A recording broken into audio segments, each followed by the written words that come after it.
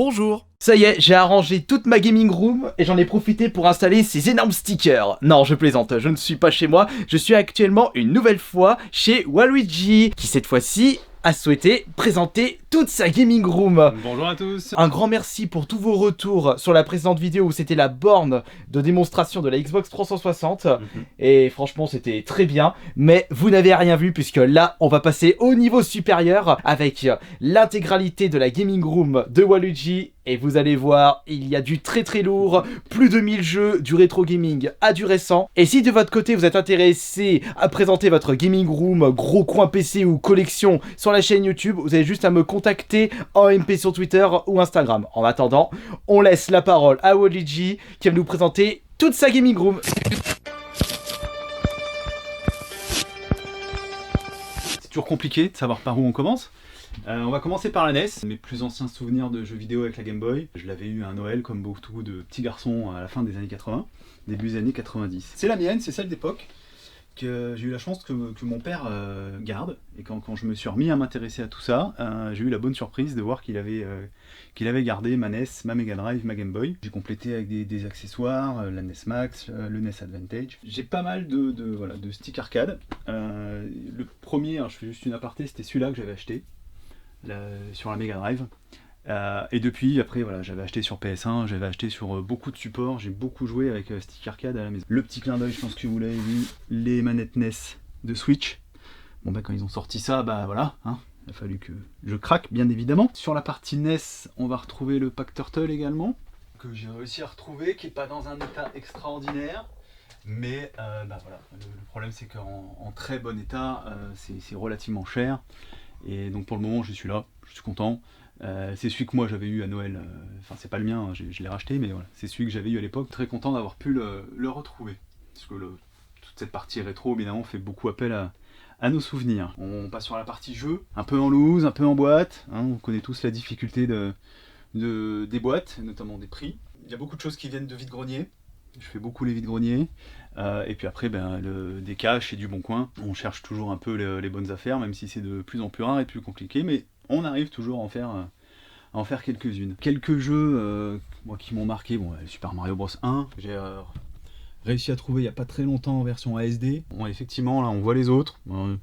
Des versions, c'est le même jeu à chaque fois, mais des versions un petit peu différentes qui sont sorties dans d'autres pays avec le visuel un peu différent. On va sortir 2-3 jeux qui m'ont marqué. Moi, c'était celui-là. Le Batman, Return of the Joker, grand classique, mais voilà, quelle claque. Pareil, je l'ai eu à un Noël. Bon, à l'époque, il n'y avait pas internet et tout ça, donc ça faisait le teasing dans les magazines de jeux vidéo. Et voilà, ils annonçaient tous que ça allait être un très gros titre. Je l'avais précommandé pour être sûr de l'avoir, et voilà, c'est une grosse claque. Il est assez court, mais voilà, quand on sait que ça tourne sur NES, c'est juste incroyable. C'était déjà possible de précommander les jeux à l'époque ? Ouais. Enfin, j'avais jamais fait ça, moi, de mon côté. Je savais que ça allait sortir en très peu de séries, donc j'avais pu le précommander.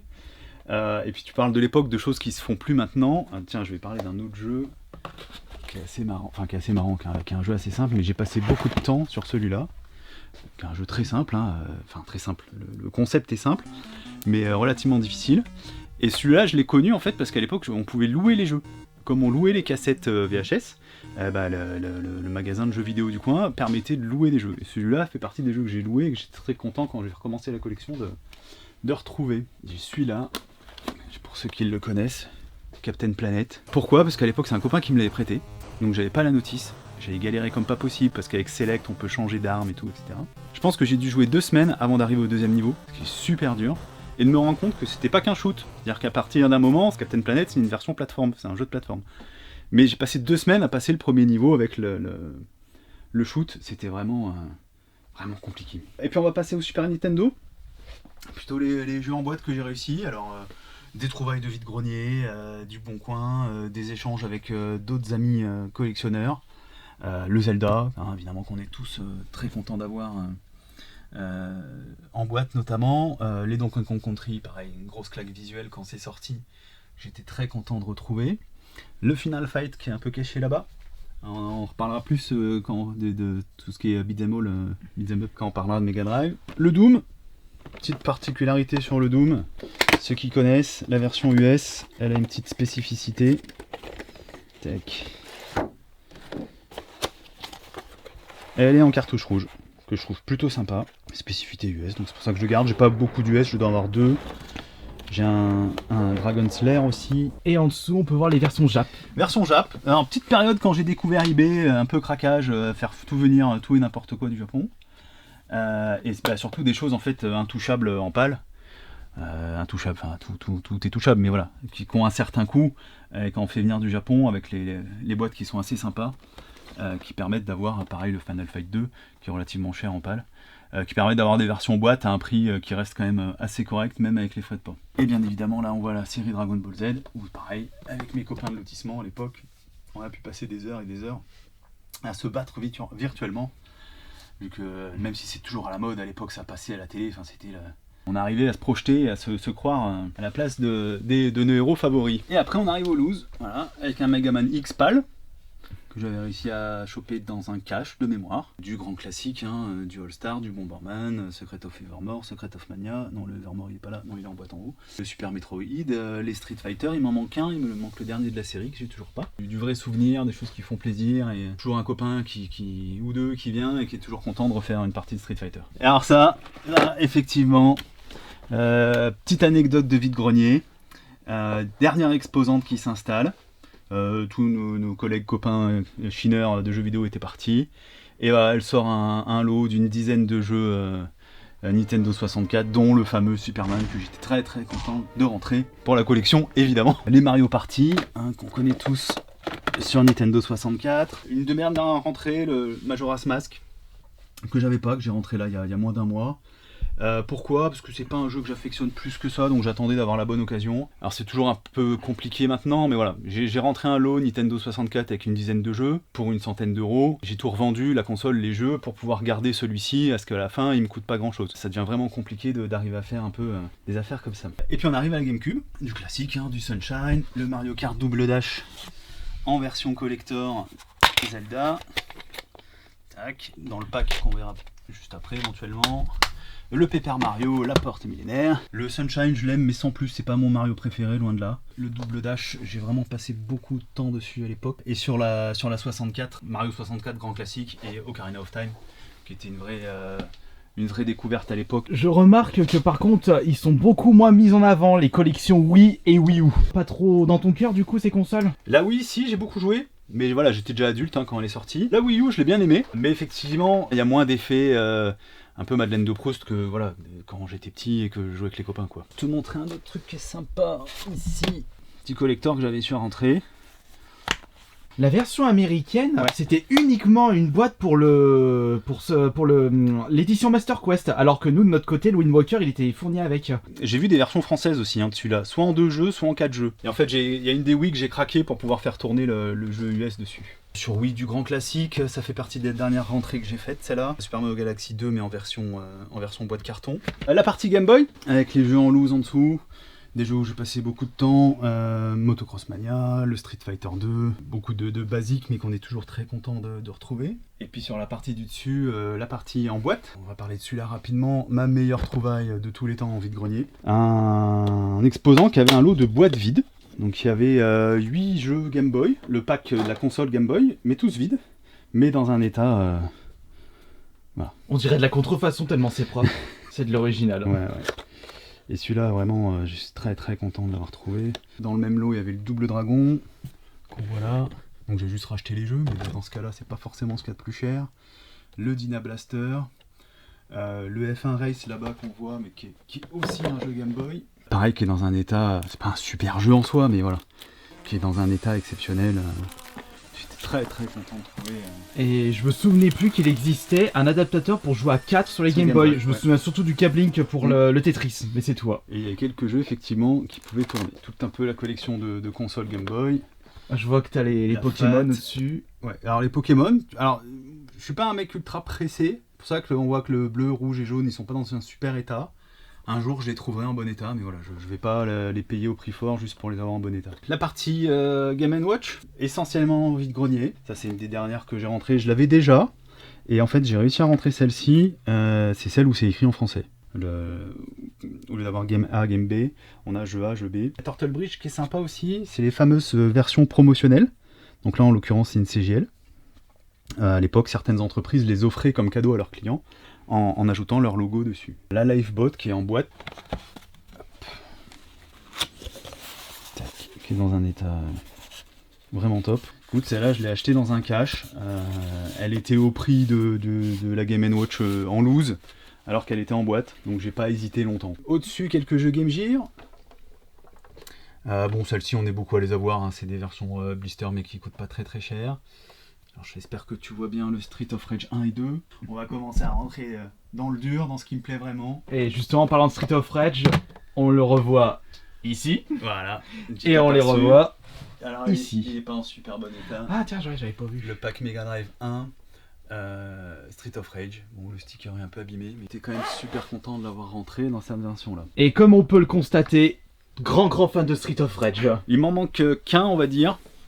C'est le Street of... Alors, c'est la compilation sur Mega CD, où il y a le Street of Rage 1, et a priori, les voix sont un peu mieux. Oui, justement. Le son est plus propre, parce qu'on est sur un format CD et non sur format cartouche, même si personnellement, je préfère les versions digitales de la Mega Drive. Ça, j'y ai passé, étant jeune, des heures et des heures, dans tous les sens. C'est vraiment... Si je dois en garder qu'un, c'est celui-là. Quoi qu'il arrive. Quoique peut-être le 4 au pire. C'est pas pareil, le 4 j'étais content. Donc là l'autre version limitée, j'avais commandé chez Limited Run mais qui a mis beaucoup de temps à arriver, donc c'est pour ça qu'entre temps j'avais pris l'autre aussi. Le 3 est excellent, les avis sont partagés dessus mais moi j'adore. Hop, le petit Double Dragon, pour ceux qui connaissent, bon, tout le monde connaît Double Dragon, mais là c'est bien une version Mega Drive, c'est bien rangé côté Sega et c'est la version Mega Drive qui est plutôt simple. Enfin, voilà, j'étais très content de rentrer parce que version boîte carton, avec un format de cartouche un peu spécifique. Mais voilà, c'est l'original Mega Drive, c'est assez marrant parce que c'est Mega Drive et Genesis. A priori, de ce que j'ai vu moi, c'est une version qui est sortie surtout... ils voulaient pas s'embêter à faire des versions Genesis et Sega, cet éditeur-là. Et du coup, c'était sorti sur tous les territoires, la même version. Alors, au dos, c'est écrit en anglais. Par contre, la notice est bien en multilangue. Dans les boîtes un peu atypiques, j'ai ça aussi. Alors le jeu est... ne code pas spécialement, hein, mais il a ce plastique un peu qu'on retrouvait dans les VHS à l'époque. A priori, Electronic Arts a sorti un certain nombre de ces jeux à l'époque dans cette version-là qui rappelait un peu les cassettes VHS. Beaucoup de temps sur Batman et Robin, qui maintenant code beaucoup, mais à l'époque j'ai passé beaucoup de temps. Le Sunset Rider aussi. Qu'est-ce qu'on peut voir derrière? Moi, j'ai beaucoup joué, le kit Caméléon. Extrêmement long, plus de 90 niveaux. Des casques pour pouvoir se transformer, enfin un jeu à l'époque j'avais passé beaucoup de temps. Et en restant du côté de la Mega Drive, on peut remarquer le Mega CD avec les jeux. Avec les jeux, le Sonic CD, le Mickey Mania que j'ai acheté à Astérion, en vide-grenier. À l'époque, j'avais acheté la Mega Drive surtout pour le Final Fight, parce que pareil, souvenir de jeunesse, j'avais passé beaucoup de temps en salle d'arcade avec mes cousins à jouer à Final Fight. Et voilà, quand je me suis réintéressé à tout ça, j'ai vite compris que la version la plus proche de l'arcade, c'était le Mega CD. Et je prends toujours beaucoup de plaisir. Dreamcast, voilà, Sonic 2, vous avez beaucoup de Sonic, enfin voilà. Moi je suis beaucoup de jeux de plateforme. Le Street Fighter, évidemment, parce que quand on a grandi dans les fin des années 80, début des années 90, on a beaucoup joué à Street Fighter, on est content de les retrouver sur les autres versions. Et puis les Resident Evil, je les ai, c'est pas des jeux que j'affectionne particulièrement. Mais voilà, ça reste quand même des must-have, donc ils sont dans ma collection. Donc en bref, si j'ai bien compris, tes séries, enfin plutôt tes genres de jeux préférés, plateforme, beat'em up et combat. Très clairement, voilà. Ouais. Street Fighter, Dragon Ball, je vois Street of Rage pour les beat'em up et Sonic Mario pour les plateformes. C'est ça. Et y a-t-il des genres de jeux très populaires mais que tu n'apprécies pas? Parce que là par exemple tu as dit que les Survival Horror c'est pas trop dans ton cœur. Y a-t-il des autres genres que tu n'apprécies pas vraiment? Je joue pas au FPS. J'ai joué à l'époque à Golden Knight sur 64 et Doom, parce que ce sont des très classiques aussi. Mais voilà, après tout ce qui est sorti après, non, je joue pas.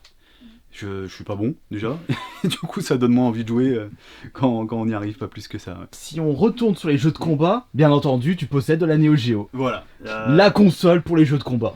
Et aussi les run and gun. T'aimes bien du coup tout ce qui est run and gun? Ouais, ça ouais, effectivement. Donc je crois qu'on a vu un Probotector. Ouais, Probotector. Metal Slug dans la collecte ou pas? Bah pas en Neo Geo. J'en demandais pas autant. En PS2, en Game Boy Advance. Ah, attends, il est beau en Game Boy Advance. Première fois que je le vois. Sur la Neo Geo, c'est plus du classique, donc on va dire. Classique, parce que voilà, on connaît tous les prix de Neo Geo, donc des jeux qui restent abordables. Je suis quand même content d'avoir. Pareil, petit souvenir, anecdote, dans mon fameux magasin de jeux vidéo où je pouvais louer les jeux vidéo, il en avait une, et quand il n'y avait pas trop de monde, il a lancé pour qu'on puisse jouer. Donc voilà, c'était vraiment le truc intouchable à l'époque. Et d'ailleurs, elle se trouve juste ici. Elle est en place, tout à fait. La Neo Geo. L'AES. L'original. C'est un pad, c'est les deuxièmes versions de pad. Ah ça, je pense que vous connaissez plus. La PS4. Ah si, il y a quand même des petits jeux là. C'est vraiment ça, c'est tout ce que tu as en PS4. Tout est là, ouais. Et du coup, ce seraient lesquels tes jeux préférés de la PS4 si on part un petit peu sur du récent? Là, je suis sur Avengers.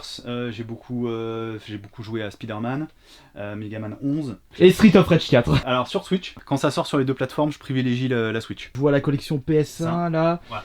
Donc celle-là, je l'ai eu, j'étais déjà au lycée. Mais voilà, j'ai quand même beaucoup de souvenirs, que ce soit le Crash, le Spyro. Tu vois, on parle des fois, on a des jeux un peu basiques, mais j'ai passé énormément de temps sur Cool Borders 2. À jouer avec ça, pour faire les figures, enfin voilà. J'ai passé un temps fou sur ce jeu-là, mais voilà, ça fait partie des souvenirs. Un peu de jeux PSP, un peu de PS Vita. Un petit peu de PSP, un peu de PS Vita, enfin voilà. Ce type de console, je suis content de les rentrer, mais c'est vraiment des rentrées de vide-grenier. Donc quand j'ai l'occasion, j'en rentre, mais je vais pas en chercher plus que ça. Et c'est pour cela qu'il n'y en a pas beaucoup des jeux PS Vita, parce que déjà, rien que de trouver ça en vide-grenier, c'était compliqué. Bon, maintenant, c'est devenu impossible. Ouais. Donc voilà. En plus, c'est du titre classique. Seul. Mais encore celui-là, c'est parce que c'est pas du vide-grenier, hein, je l'ai acheté parce que là. Voilà. C'est bingo, le Windjammer. Que j'aimerais bien avoir sur AES, mais qui est intouchable, qui vaut quasiment 1000 euros. Et je mets pas 1000 euros dans un jeu. Donc, et je le trouverai pas en vide-grenier, ça c'est une certitude. Tu n'es pas le genre de collectionneur qui mettrait des prix totalement farfelus pour une pièce. Ou alors, peut-être exception, pour par exemple, si c'était Street of Rage, mais là tu les as, donc et en plus ça coûte pas 4 chiffres. Voilà, et voilà, s'il faut mettre, je vais dire 100, 150 euros ou 200 euros, c'est vraiment, faudrait que ce soit vraiment un jeu que j'ai envie et que je veux absolument prendre. Je suis pas sûr que ça me soit arrivé, mais voilà. Mais je mettrais pas plusieurs milliers d'euros pour un jeu, en tout cas ça c'est sûr. Si tu choisirais une console portable, ce serait laquelle? Je pense que ce serait la Game Boy quand même. Mais laquelle de Game Boy? Ah, la Fat, hein. Ah, la Fat. Ah, ouais. C'est vraiment celle-là où j'ai joué, j'ai beaucoup joué sur celle-là. J'ai beaucoup joué sur la première Advance, avec son écran bidon. Mais voilà, que ce soit la Color ou la Pocket ou même les SP, c'est des choses que j'ai eu après là dans la collection, mais pas auxquelles j'ai joué étant plus jeune, quoi. Alors que celle-ci, c'était vraiment celle, on se retrouvait avec les copains pour jouer quand j'étais au collège, quoi. Et en ce qui concerne les consoles, du coup, tu choisirais laquelle? La Mega Drive. La question, elle a été vite répondue. C'est ça, comme dit quelqu'un de célèbre maintenant, la question est vite répondue. Console en boîte, il n'y a pas beaucoup de vide-grenier. Parce que voilà, hein, il sort plus grand chose en vide-grenier, dans cet état-là. Donc beaucoup de bons coins, avec un peu de chance des fois. Et puis là, avec le confinement, il a fallu un peu se réinventer, parce qu'il n'y avait pas de vide-grenier de cette année. Donc je me suis mis à passer des annonces sur des groupes Facebook, des villes alentours, et j'ai réussi à trouver des petites choses, des choses intéressantes. C'est comme ça que j'ai récupéré le Mega CD en boîte. Alors je l'avais déjà en loose, mais là j'ai pu le récupérer en boîte. La Game Gear aussi en boîte. Alors c'est pas des prix vide-grenier, mais ça reste quand même plus intéressant qu'en cash ou sur eBay. Le pack Mario Kart, j'ai rentré comme ça, et le parc Super Mario World. Donc très content, voilà, quand les gens te contactent par Messenger pour te dire j'ai ça, est-ce que ça vous intéresse? Oui. Alors là j'ai trouvé plus de choses en vide-grenier. La PlayStation 1 elle vient de vide-grenier, la 2 aussi. La petite anecdote sur la PlayStation 3, c'est que j'ai trouvé le carton en déchetterie. J'allais à la déchetterie pour jeter je sais plus quoi que j'avais besoin de jeter.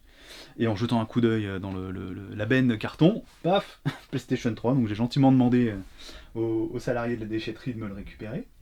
Et puis là, la télécommande et le multitap sous blister, trouvé en vide-grenier. Le pack GameCube, petite histoire aussi sur celui-là, j'ai racheté le fourreau après. Parce qu'en fait, j'ai acheté sur le Bon Coin. Donc c'était le pack GameCube classique, violette. Et avec le jeu comme ça. Le Mario Kart. Mais il y avait un autre jeu devant qui était un peu comme ça. Et juste, j'ai vu le petit coin d'étiquette, j'ai dit ça doit être pas mal. Donc je suis allé l'acheter, et effectivement c'était bien celui-là. Il y a la notice du Zelda qui est dedans. Et après j'ai recherché le fourreau pour pouvoir le recompléter. Et avoir ce pack qui est plutôt sympa. Et en tout cas, il y a de sacrées belles choses dans sa collection. Après, vous pouvez nous dire dans l'espace des commentaires quels sont les objets les plus cool de sa collection. Moi personnellement, il y a déjà bien entendu le petit Rob. Lui, de toute façon, il est super chou. Et il y a également une console que je n'ai jamais présentée, c'est celle-ci.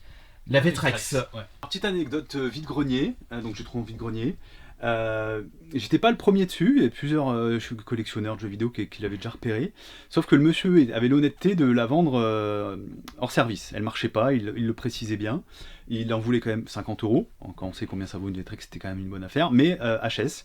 Il s'avère que moi j'ai un copain qui est réparateur de télé.